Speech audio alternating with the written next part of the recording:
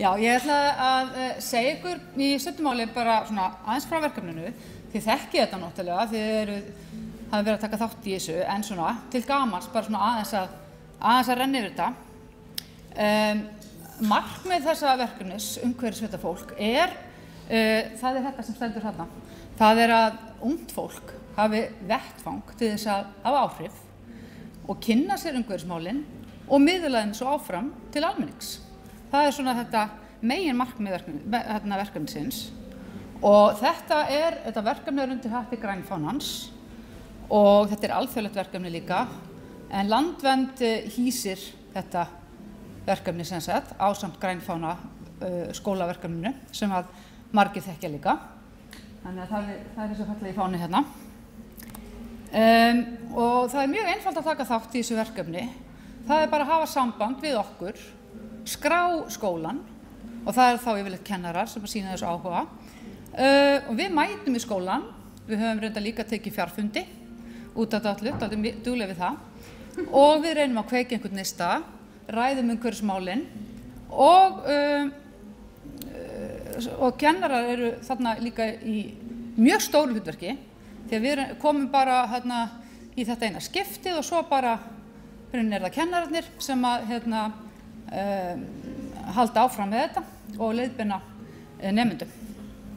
Og það sem að gera svo að nemendur velja sér umfjöllunarefni og það getur verið nánast hvað sem eitthvað sem tengist umhverfismálum og það æðumargt og svo að velja sér miðlunarleið og það má líka vera bara næstum hvað sem og ég kem þarna með dæmi, það ljósmynd, Instagram síða, gera spil, vefsíðu, hlaðvarp, það mjög vinsælt líka.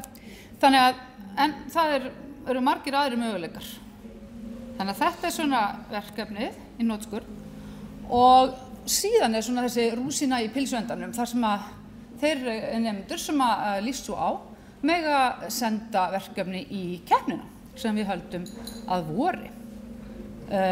Og við erum einmitt stödd akkurat þar núna. Það þessi keppni og verðlaunafhending og eins og Vigdís var að segja, fyrsta skiptið á staðnum sem við sjáum ykkur, það bara dásamlegt.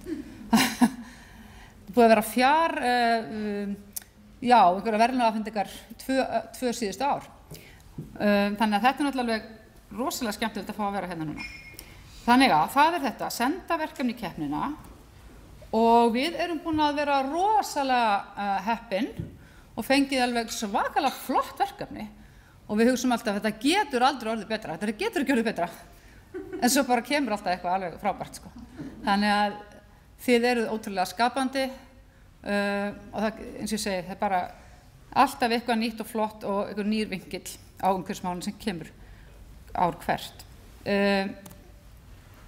Þeir rétt svona yfir stuttlega söguna því við erum bara búin að vera, þetta 3. árið. Fyrsta árið, þá voru bara framhaldsskólanemar sem gátu tekið þátt og tækniskólinn kom sterkur inn, sendi inn mörg verkefni og það voru 3 strákar, Hálfdán, Axel og Sölvi sem að sigruðu keppnina með þessari mynd, mengun með miðlun, þar sem að þeir voru að fjalla hversu mikið samfélagsmiðlar og streymisveitur menga. Mjög flott mynd. Og þeir eru meira svo hérna í salnum með okkur. Og svo, sem sagt í fyrra, þá fengu grunnskólar að taka líka þátt og við erum með þetta svona aðskilið. Það grunnskólakeppni og framhaldsskólakeppni. Og þá kom Garðaskóli einmitt mjög sterkur inn og sendi mjög mörg flott verkefni í fyrra og það voru krakkar úr Garðaskóla sem voru í fyrsta sæti með heimasíðu sem fjallaði umbúðaplast, rosalega flott, bara heilmikið efni og mikill fróðleikur og rosalega vel unnið. Þannig að það var vinningsverkefni í fyrra og svo í menntaskóla keppninni var ljósmynd sem Íris Lilja Jónsdóttir sendin í keppnina sem heitir Sætorting. Hafið þið séð þessa mynd? Nei. En hún hefur farið við þessa mynd. Já, einmitt, einhverju var nú réttur pönd. Og hún í fjölbrautaskóla með Ármúla. En þau hafa einmitt verið sendt mjög mikið verkefnum inn í keppnina og þannig að við fengið mjög margar flottar ljósmyndir En þessi mynd sem sagt sigraði og hún var til sýnis í Norræna húsinu, hún fór á COP26, vann líka alþjóðlega keppni og eins keppni í umhverfisverndarstofu Evrópu og já, hún svona fór víða þessi mynd, ljósmynd. Svo langar mig til að segja að því við erum að tala nú fjölbraut í Ármúla og hvað þau eru búin að duglega að taka þátt í þessu, að þá voru þau með ljósmyndasýningu sem einmitt hérna í þessu húsi sem opnaði barnamenningahátíð og þetta eru sem sagt afrakstur vinnunar í vetur með Jeanette, kennaranum, sem nú hérna líka í salnum, þarna þau, já, og hérna hún búin að vera rosalega dugleg að leiðbeina krökkum og fá þau til að taka þátt í þessu og þau sem sagt sett upp þessa sýningu og þessar ljósmyndir, þær eru svona, já, sín krakkana á umhverfismálin í gegnum ljósmyndun.